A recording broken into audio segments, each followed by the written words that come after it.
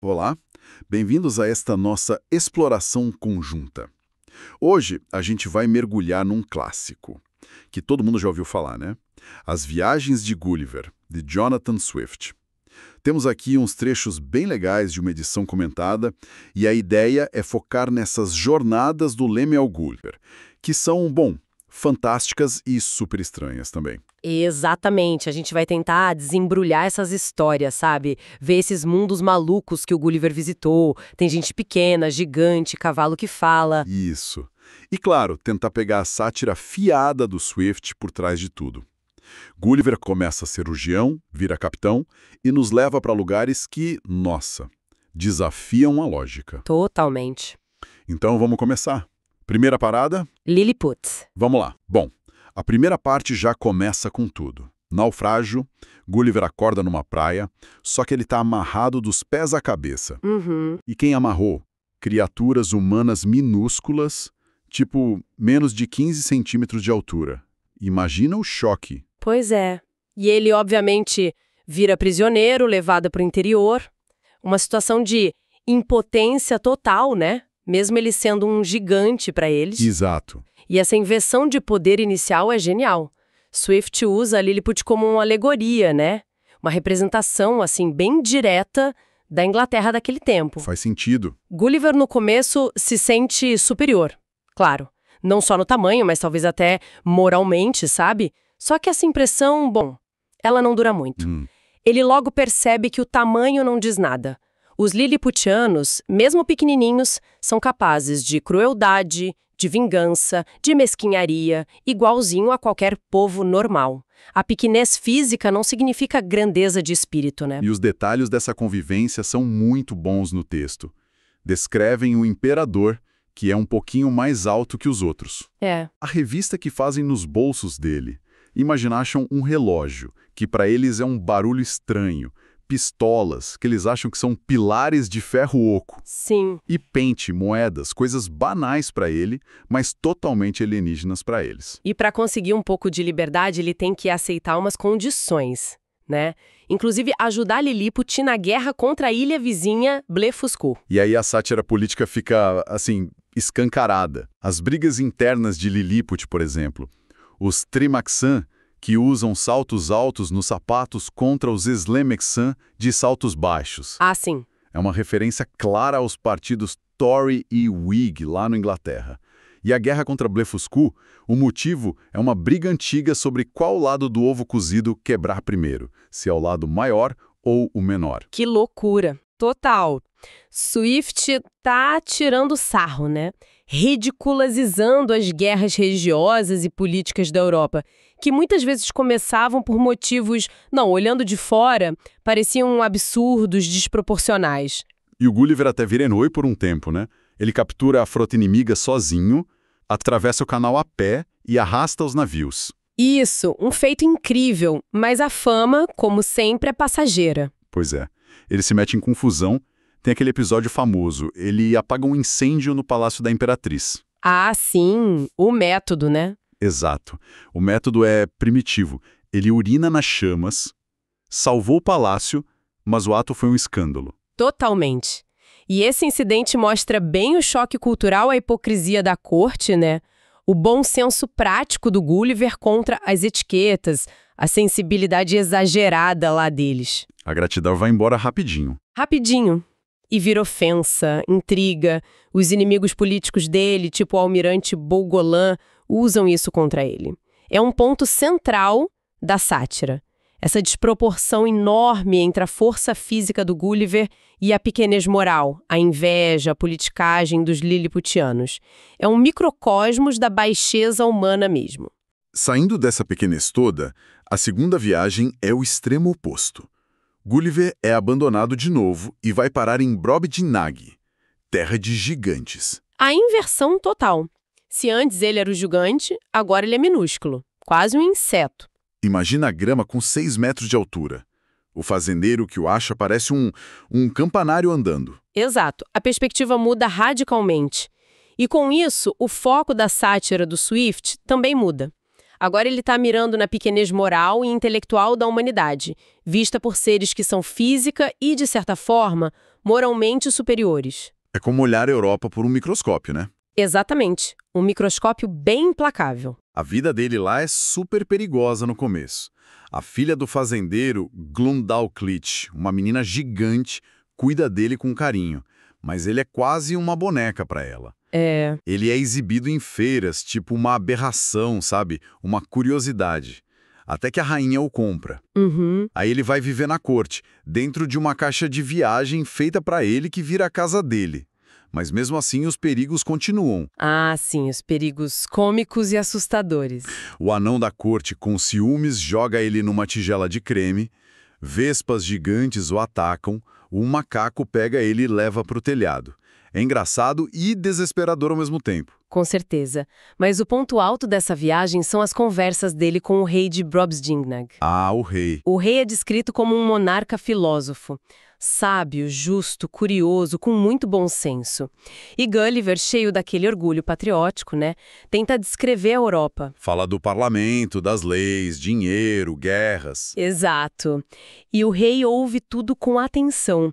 Mas a reação dele é de puro horror, repulsa mesmo. Ele não entende como seres tão pequenos podem ser tão cheios de vícios, de ganância, de violência. A conclusão dele é famosa, né? Famosíssima e devastadora. Ele diz que os europeus parecem ser a mais perniciosa raça de vermes odiosos que a natureza já permitiu rastejar sobre a superfície da Terra. Pesado. Muito pesado. E quando Gulliver descreve a pólvora, as armas de fogo, o rei fica particularmente chocado. Como a inteligência humana pode ser usada para tanta destruição? E tem também aquela parte sobre a beleza que é bem desconfortável. Ah, sim. A descrição da pele das damas da corte. Ele descreve os poros enormes, as manchas, as verrugas, tudo ampliado. E aí ele pensa que a beleza é totalmente relativa à escala. Exatamente. Os defeitos existem em todo mundo, mas a gente só nota quando são gigantescos. É um ataque brutal à vaidade humana, né? Uma percepção que talvez só quem é minúsculo pode ter. Seguindo em frente, a terceira viagem é mais fragmentada. Uma série de visitas a ilhas bem esquisitas. Depois de ser atacado por piratas, Gulliver é resgatado por uma ilha voadora, Laputa. Laputa. Aqui o alvo da sátira muda de novo. Swift tá mirando no excesso de teoria, na ciência abstrata demais, sabe? Aquela desligada da vida prática. Os laputianos são obcecados por matemática e música. Isso, mas de um jeito totalmente improdutivo. Eles vivem tão no mundo da lua, literalmente, que precisam de criados, os batedores, para dar umas palmadinhas neles e trazê-los de volta à realidade. Para prestar atenção numa conversa, né? Exato. As roupas deles são mal cortadas porque os alfaiates usam compasso e régua em vez de fita métrica e vivem morrendo de medo de catástrofes cósmicas que nunca acontecem. E a ilha voa por causa de um imã gigante, uma pedra imantada. Isso, que controla a altitude e a posição.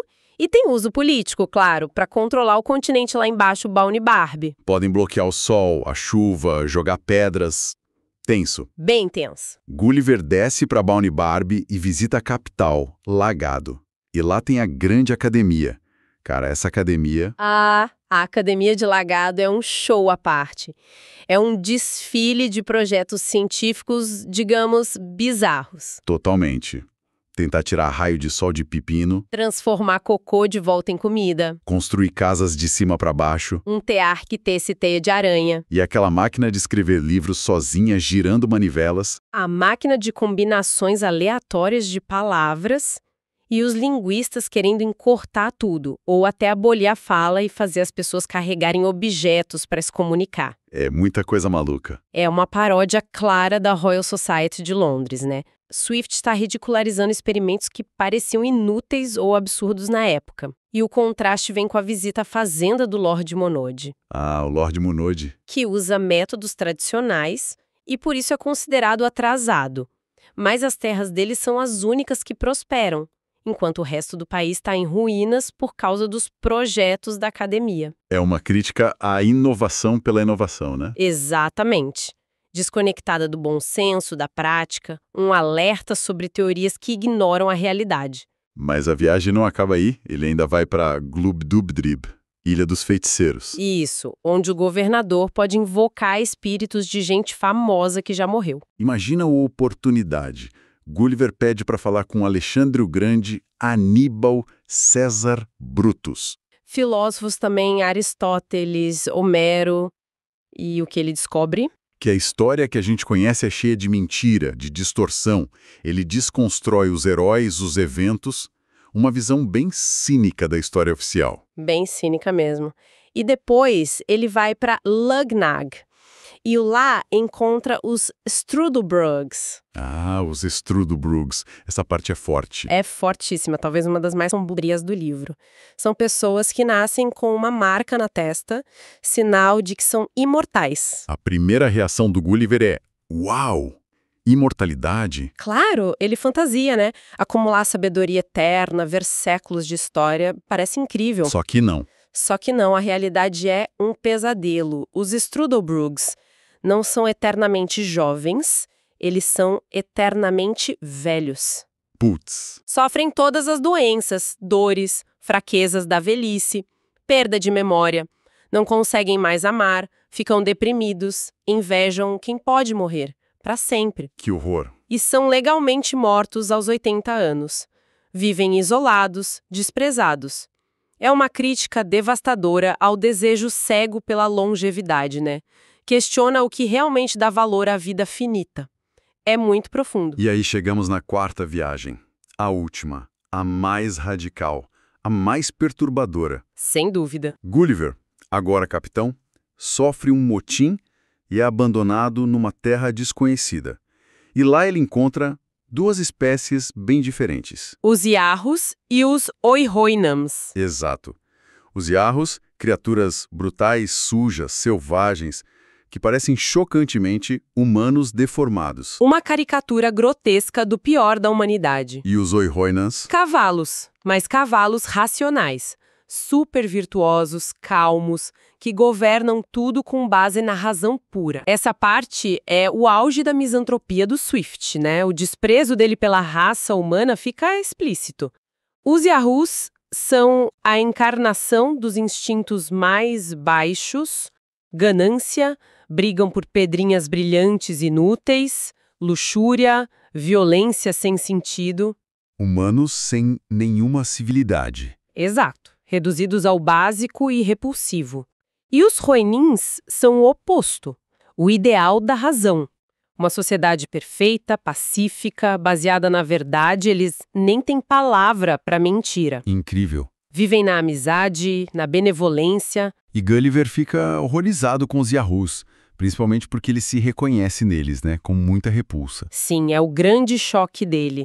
Ver a própria espécie refletida naquela bestialidade. E, por outro lado, ele desenvolve uma admiração imensa, quase religiosa, pelos Roenins. Total. Ele tenta aprender a língua deles, que é toda lógica, funcional, tenta imitar os costumes, vive sob a proteção de um Roenin mestre. E tenta explicar a Europa para esse mestre. E o Roenin fica perplexo, horrorizado, com coisas como guerra, lei complicada, dinheiro, poder, vícios, conceitos totalmente irracionais para ele. A sociedade Rohirrim é uma utopia mesmo. Harmonia, controle de natalidade, razão como guia supremo. Só que tem a ironia trágica, né?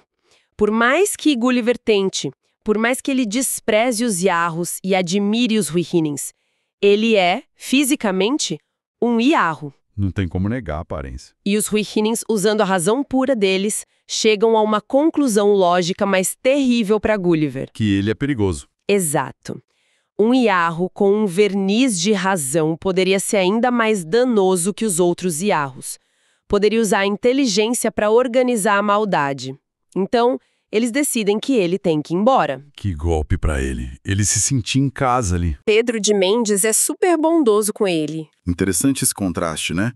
Um humano de verdade mostrando compaixão, justo quando Gulliver está odiando a humanidade. É um contraponto importante, mas não adianta muito pro Gulliver. De volta à Inglaterra, ele não suporta mais gente, nem a própria família. O cheiro, a aparência, Tudo lembra os Yarros para ele. Exato. Ele acaba preferindo ficar no estábulo, conversando com os cavalos dele, tentando recriar a sociedade perfeita dos Roioinas. Um final bem sombrio, isolado. E assim terminam as viagens de Gulliver. Que jornada, hein? Mundos fantásticos, mas que são espelhos distorcidos da nossa realidade. Com certeza. Então, o que a gente tira disso tudo? Parece que Swift usou a aventura como desculpa para fazer uma crítica social e humana muito forte, né? Sem dúvida nenhuma. As viagens de Gulliver é um exemplo perfeito de como a fantasia pode ser usada para algo muito sério.